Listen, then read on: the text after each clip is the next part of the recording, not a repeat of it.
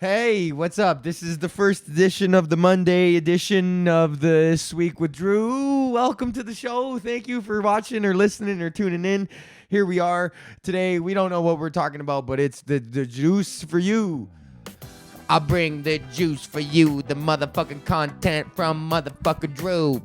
Big Drew fucking Beverly, hailing from the streets of 118. Got a head full of sticky green.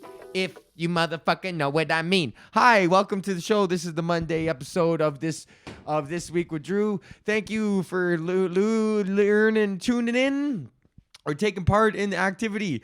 I got the little doTERRA in here now to make it smell nice. I got the smell nice. I've been sharing the Courtney is in school right now she's getting her master's in education, and she was unable to use the office where I record in here, the studio, for her work. There's a nice desk here with the laptop. You can see here with the thing, and it's a very nice workspace, but it was generally cluttered with my shit, my notes for joke writing and various dates and different things, forms, applications, receipts. I have a very intricate accounting process. And so anyways, we got that shit figured out. I'm gonna turn that mic up just a little bit. We got that shit figured out, so now it smells nice in here. It doesn't smell like dope anymore because Courtney does not participate in marijuana culture, which is great, and I respect that about her. And but now we got to get the doTERRA with the little infused drops. Now we got the oil infused drops. So great. So we got the studio cleaned up, and I hope you're having a good week. I had a good weekend. I was in Hamilton this weekend at Levity Comedy Club in Hammertown. Patrick and Manolis out there running that show. They took over the old Yuck Yucks and fucking fired it up. Beautiful. Same space, but they definitely reinvigorated it, man. They put a bunch of sick ass table games. They got a bunch of the comedy club. You got to take an elevator up from the outside, and then you get into the main bar part before the showroom doors. And in the main bar part, they have a bunch of stand up tables and the big high top tables. And then they put a bunch of sick games on there, like crazy games that Manolis is finding from the Value Village. This game called Puck It, which is a serious game. It's like a rectangle, and each player, it's a 2-player game, and you get 8 pucks each, and there's a little elastic band on the back of each, and you got to shoot your puck through this little hole. There's like a little piece of wood with just a tiny hole, and you got to shoot all your pucks through the hole into the other person's fucking thing before they shoot all their pucks into yours. It's like this weird kind of game of dodgeball, and you got to line it up with the little elastic thing, and then you're pew, and there's just a tiny hole to shoot it into their zone. And man, that game gets fucking serious, bro. If you get it on a roll, man, you get cooking. Oh man, but if you start getting rolled and some guy fucking aces you 3 in a row, you're the tides have turned. So I might actually order that, bro. Puck It is a seriously awesomely fun game. And then they had this crazy tic-tac-toe game, which is like tic-tac-toe, where you drop the little things. Connect 3, but it shifts. Each one has you can push the row over in or out, so it adds an extra 6 blank rows, and it's bro, you gotta think you're playing some next level shit, man. So it's gives the audience a bunch of fun stuff to do. There's tabletop pool, there's fucking this little bowling game, man. It's awesome. And so the club is fire, and then on the outside, the environment's all nice. And then, the shows are sick, man. I was surprised that people came out because it's the weekend after New Year's, after Christmas. Nobody really has any money. Or they're all looking at their credit card bill and they're like, fuck, man, Christmas it takes a hit on people, right? But there was still lots of people out there, and I was trying to think about why. And I think that the reason why, comedy, I believe is going to keep on going strong. It's been in its second golden age for the last almost 10 years now.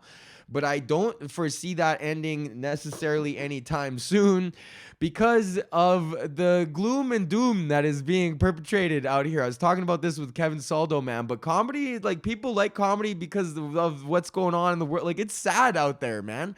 World War III's popping off, climate change, Australia's burning, fucking You got a mean guy. Like the general tone of the global discourse and the cultural zeitgeist is it's quite hopeless right now. So people like to laugh, man, and they want comedy. And I think if you can do that, then you're doing a great public service. It's a good thing to remind people that like from the bleakness there can be humor, and I'm a firm believer that it's never too early. For a joke, as long as you're not punching down at the expense of the person. Like I think it's a necessary in the human healing process to be able to objectively laugh at something negative that is either happening to you or is happening around. And it's not like a topic needs to be inherently funny for it to be made of a joke. Like there's nothing inherently funny about the Australian wildfires or about World War III. But if you can make a joke, make an air of frame the situation in such a way that it could be taken less personally, maybe not personally, but just give yourself a perspective on things. It's a good thing, man. I think it's a good thing. It's part of the human healing process, man. So fucking A, World War III. War is profitable.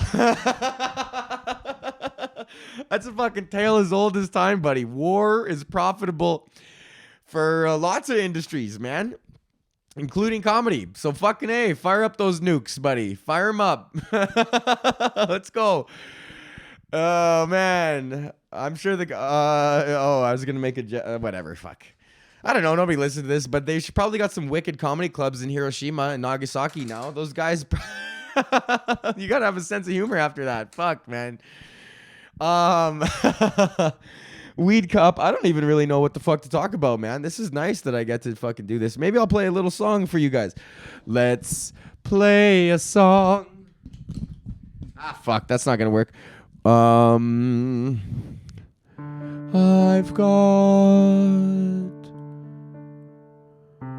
one thing on my mind.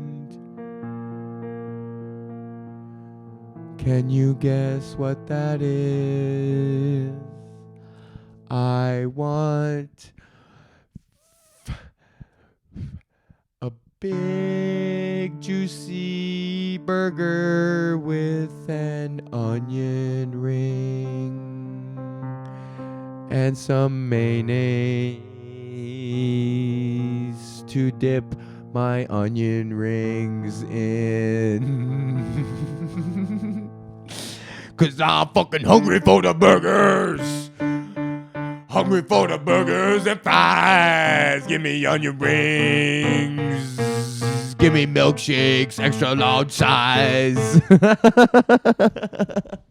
Fucking onion rings, buddy. That's sick. Oh, yo. So I got a Nintendo Switch, and I've been rocking Pikachu main on Super Smash Brothers Ultimate, and I finally won my first tournament, buddy. Woo! I was chipping away, watching YouTube tutorials, man. This is like, I was like, am I really fucking watching YouTube tutorials of how to fucking play Pikachu better on Super Smash Brothers? But yes, I am, because if I'm going to do something, I'm going to be good at it. And if I'm going to waste my fucking time playing video games, then I'm going to be good at it. So I've been practicing Pikachu, working on the combos, man, which is very difficult to do. And I entered a tournament today, and I fucking finally won. And I was getting knocked out first round, and everyone's doing this thing. All these kids where they go like like when they kill you super easy, they get their character to just go like up and down, up and down, up and down. I didn't know what that was, but apparently it's like teabagging you. And I was like, that's wildly disrespectful, man. Like I don't fucking. That's mean. These kids are mean on the internet, video games, bro. This is why I don't like gaming online. But then that motivated me even more to fucking get better at the thing.